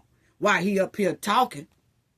This issue is taking place. It does nothing, and they've given us no way to try and show that all the things they asked us to do, we've already done. They're not even looking at that. So, it's too late, dog. We've got our work cut out for us, but I'm hopeful on this. I'm not just hoping for a better outcome. We've planned for a better outcome. So with that, I'm going to turn it over to someone who took this job on, took it on as a temporary place, had the opportunity to retire, but chose to serve the state. And I think by all accounts, we're seeing both here and in Washington, D.C., the competency of DHS Commissioner Gandhi is making a huge difference. And quite honestly, it's a tough lift because it's also making a culture change that the commissioner has been I think very successful at with that. I'm finna let y'all see this here poor hustler he finna bring up there. Right there, that's a poor hustler. Now, I'm gonna let y'all hear what she got to say, then I'm gonna stop it. Minnesota Department of Human Services. Today, for all the controversy surrounding fraud and state programs, we also have the opportunity to make Minnesota a national model for combating fraud, waste, and abuse. What? Governor Walz is leading that effort. And for the past year, I have been working to do this, and I will continue to accelerate change within DHS to prevent and fight fraud. What? Now, I stopped it right there because y'all heard this pole hustler. That was his next pole hustler came up there. Y'all heard her say that she has been doing everything possible to prevent fraud, right? She in that DHS department, family. Yeah, but see, I stopped her because she finna tell us a bunch of lies about how she has been working so hard to stop fraud. But this report that y'all finna hear say that she almost was complicit in the fraud. Yes, check it out. Yeah, Paul and Leah, this consultant identified more than $1 billion in Medicaid payments that raised red flags. This that pop-up audit, family. Yes, that she was supposed to be in charge in. And them feds bust up in there and they did a pop-up audit on their rump. Check it out. Some of that money, more than $52 million, they felt should not have been paid. Now, DHS hired this private consultant $2 million to help them find holes in the state's payment system to try and spot and stop fraud. Okay, check it out, family. This pop-up person, auditor that came in to help the government paid that person $2 million to find fraud up in Tim Walz' administration, and that chick there you just heard. Yes. The government spent $2 million just for this person to sneak and pop up in there and do an audit on Tim Walz and this lady right there on the right. That's the lady y'all just seen that Tim brought up to talk after he got through talking. And I stopped her because she was finna tell us a bunch of lies and we don't feel like hearing it. This right here report gonna tell you exactly what they found. Now listen at them say that they paid a person $2 million just to find all that fraud. In Medicaid payments that raised red flags. In Tim Walz' office. Money, more than $52 million they felt should not have been paid. Now, DHS hired this private consultant $2 million to help them find holes in the state's payment system to try and spot and stop fraud. Inside this new report released Friday afternoon, a private consultant working with Minnesota's Department of Human Services calls out recurring vulnerabilities that include weaknesses in monitoring, auditing, interagency communications, which undermine program integrity. This is a step in recognizing that we needed more. We have gaps that we have to deal with. And this is a really key step in closing those gaps. DHS Deputy Commissioner John Connolly says the consultant, Optum, reviewed 46 months of Medicaid billing data in 14 programs that have been deemed susceptible to fraud or high risk. The report identified $52 million in Medicaid payments for those 14 programs over 4 years that should not. $52 million in 4 years of our tax dollars went to programs that wasn't even programs. And guess who was running it? So you're going to tell me she didn't know $42 million was gone? But she just told us she been doing everything possible to stop fraud. Not have been paid and should be recovered. The top 4 programs identified included non-emergency medical transportation, night supervision, autism care, and the IHS program. Overall, the report found more than $1 billion in Medicaid claims that need a closer look to see if they were appropriate claims for service. The deputy commissioner was asked why DHS wasn't able to identify questionable billing over that time. Why she wasn't able to identify that? We did not have tools, I think, up to the task of responding to the increasingly complex fraud schemes that we have been grappling with, particularly in the last year or so. DHS stressed this was not a forensic audit that pinpointed specific providers, but instead crunched the data for payments made system-wide, those Medicaid payments. Now, DHS is working with this consultant to try and create a new program that would be better at spotting potential fraud before your taxpayer money goes out the door. Family, Between 2022 and 2024, the Walz administration and this lady here, that's why I got them in a spider web, because they caught up in that Somali spider web. Anyway, in between 2022 and 2024, the Tim Walz administration handed out $425 million in grants to these Somalians, and none of these places really was operating. There wasn't even facilities to take care of autism children, the elderly, just kids, the daycare, none of that. None of that. Tim Walz and them was just, they handed out $425 million out to Somalians like trick-or-treat candy. Yes, they did. Yes, they did. And then, listen what else they said. Yeah, because it's more. Check this one out right here that they said. Really is. The state has submitted a corrective action plan to the federal government after its threat to withhold $2 billion in Medicaid funding in Minnesota. And the Deputy Human Services Commissioner, John Connolly, today says a substantial part of that plan is to now conduct unannounced site visits to all 5,800 providers in Medicaid programs that are... So, that auditor is going to come in unannounced, and he's going to go, or she's going to go to 5,800 providers unexpectedly, because it's 5,800 of them in Minnesota that say they giving out help, but they billing Medicaid, but when they get there, that place ain't really existing. Wow. Check it out. Vulnerable to fraud.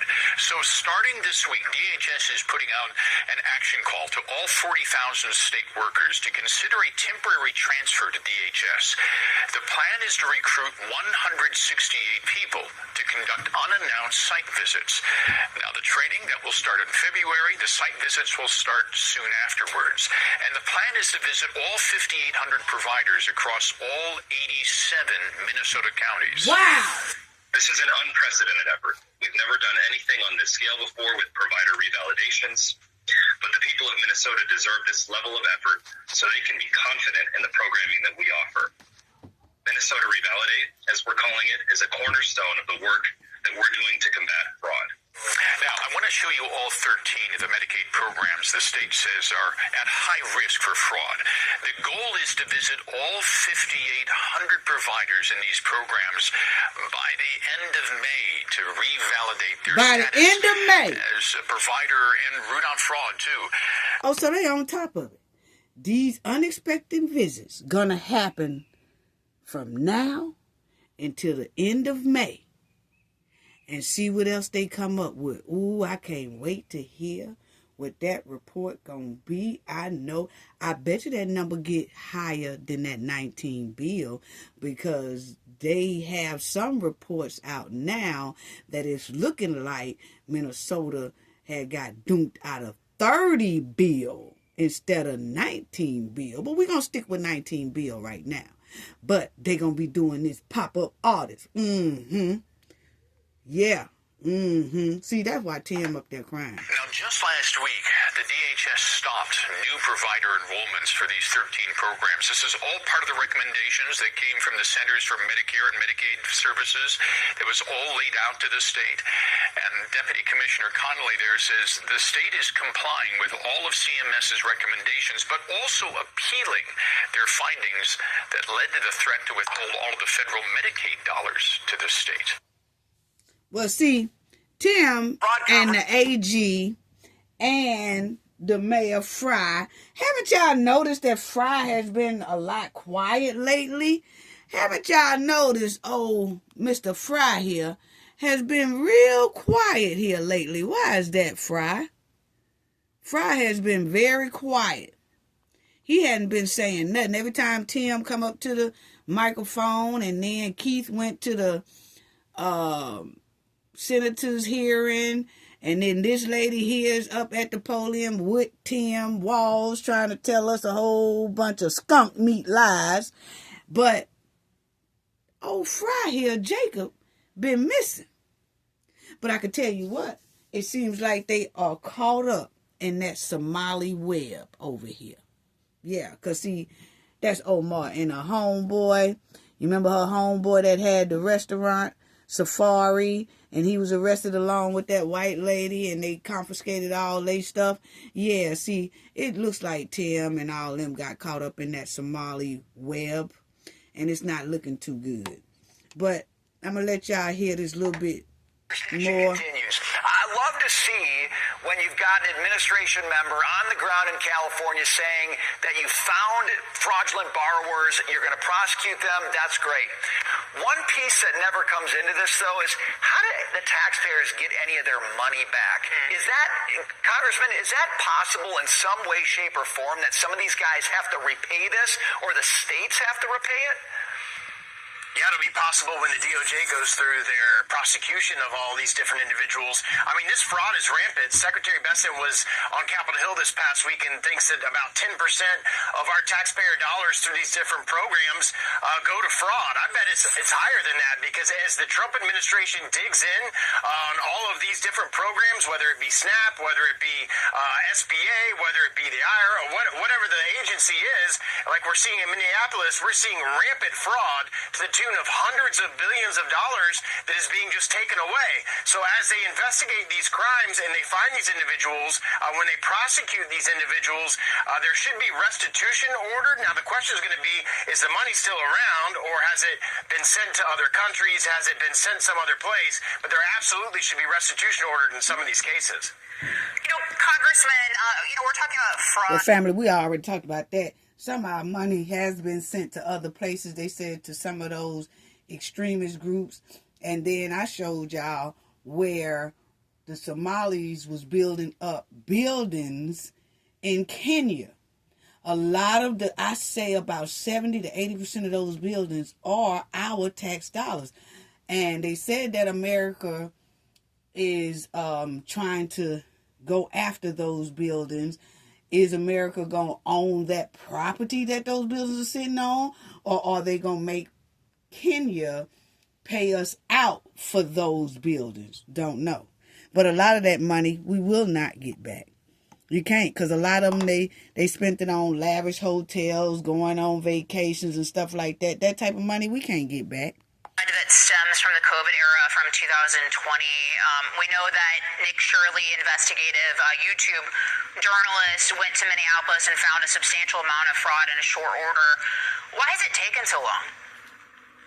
Well, it takes a period of time to get the assets on the ground, to get people there to be able to investigate these crimes. I'm very happy that somebody like Nick Shirley did the work that he did, because I think that opened up a pretty big box for investigative DOJ members and the FBI to come in and do what they need to do to investigate all these different issues. But it takes people like that to highlight the things that are going on. Finally, we have an administration that's focused on ensuring that our taxpayer dollars are actually going to the people that need it.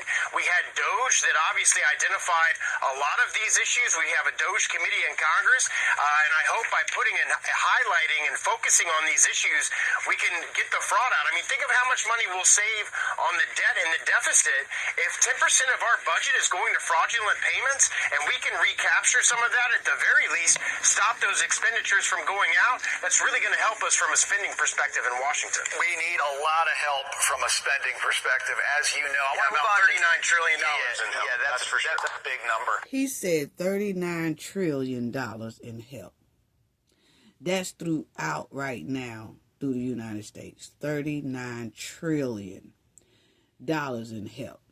So they are basically talking about the little bit that they seeing in California, the little bit that they seeing in Illinois, the little bit that they seeing in New York, and what they are seeing in Minneapolis, Ohio, and they said that is more states than that. But they are calculating the number to $39 trillion. That's gone for immigrants duking United States citizens and taxpayers out of their money.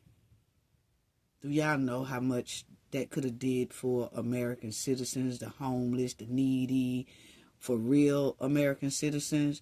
And they around here playing, doing scams and duking us out that money, man. No. Anyway, family, I'm getting ready to close out. I want to say thank you to Darlene Chestnut. In our last video, these are the people who donated in my last video, and I always give everybody a shout out. If you donate to me in this video, you'll get your shout out in my next video, okay? But I want to give a special thanks to Darlene Chestnut. Your donation, your generosity is greatly appreciated. You also helped sponsor our last video, and thank you so much for being a sponsor for our last video. It is greatly, greatly appreciated. Thank you so much, Darlene Chestnut, for your generosity. Miss Bobby, thank you so much for your generosity. It is so greatly appreciated. Thank you so much for your donation to the channel in our last video. You helped us sponsor that video. Thank you so much for being a sponsor in our last video. It's greatly, greatly appreciated. So, Miss Bobby, thank you so much. Jacqueline Forch, thank you so much for your generosity. Your generosity is greatly appreciated. Your donation helped sponsor our last video. Thank y'all so much. Thank you so much. Thank you for being a sponsor, Jacqueline Forch, for our last video. It's greatly, greatly appreciated. Once again, thank you to all the new subscribers, old subscribers, everyone in the chat, everyone, the replay gang, everyone who be in the comment section. Thank you all so much. Just please like, share, and pass it on. Subscribe to the channel if you are not a subscriber already. And thank you all again for a lot of y'all send me so many uplifting messages in the comment section. Y'all show me so much love in the comment section. Just thank y'all so much. It is so greatly appreciated.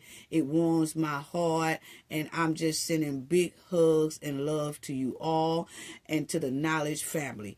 Gain knowledge to prevent blockage, and we all know what that means. The more you know, the harder it is for anybody to block y'all from your goals and success. Bye-bye.